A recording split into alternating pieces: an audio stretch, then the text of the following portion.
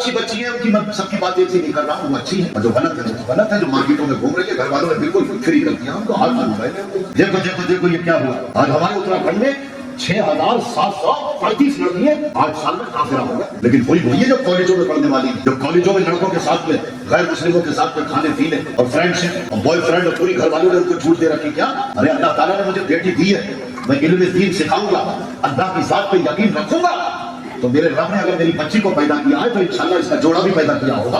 मगर आज हमारी भी वही सोच है, बोले जब तक MSc BSc जब तक करा नहीं लूंगा तो बच्ची की बारात नहीं होगी है?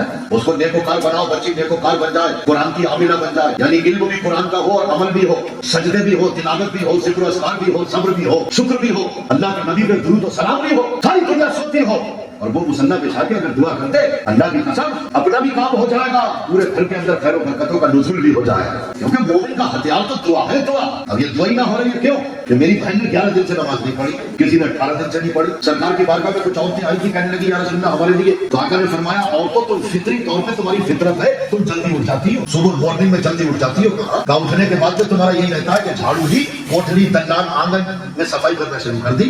तो आका ने फरमाया थोड़ा सा अपने नजरिए को चेंज करो, काम वही है, सफाई हो जाए इस्लाम के अंदर है, लेकिन थोड़ा सा अपने आप को बदलो। जब सुबह उठ जाती हो तो उठने के बाद में वुजू कर लिया करो, नमाज पढ़ लिया करो, नमाज के बाद में थोड़ा सा अल्लाह का कुरान पढ़ लिया करो, और चंद सूरतें पढ़ने के बाद में कुरान पढ़ के तुम झाड़ू लेके कोठरी दल्लान और आंगन झाड़ा करो।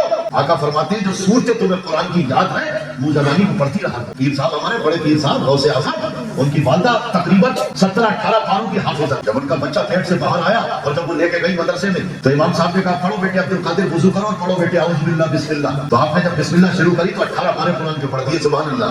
तो आपने कहा कि बेटे अब्दुल कादिर तुम पढ़ने आए हो या पढ़ाने आए हो? ये 18 पारे कुरान के तकरीबन तुमने सुना दिए और आगे बढ़ो। तो कहते हैं नहीं, ये 18 पारे ही मुझे मैंने हिफ्ज़ किया। मेरी माँ जो है वो 18 पारों की हाफिज़ा थी, मैं पेट के अंदर था, शिकम में था। मेरी माँ जब बर्तन धोती तो तिलावत करती, कपड़े धोती तो तिलावत करती। मेरी माँ जब घरेलू काम करती जाती थी तिलावत करती जाती थी, मैं उनके पेट के अंदर हिफ्ज़ करता जाता था। तो आका फरमाते हैं कि जो तुम्हें कुरान याद हो वो कुरान की सूरतें पढ़ती जाओ, झाड़ू लगाती जाओ। और अगर तुम कुरान पढ़ने के लायक नहीं हो, नमाज पढ़ने के लायक नहीं हो, तुम पाक नहीं हो, तब क्या करें? तो आका फरमाते हैं फिर भी तुम सुबह उठ के झाड़ू देती हो ना, तो आका फरमाते हैं तुम झाड़ू लगाती जाओ, मेरे ऊपर दुरूद और सलाम पढ़ती जाओ।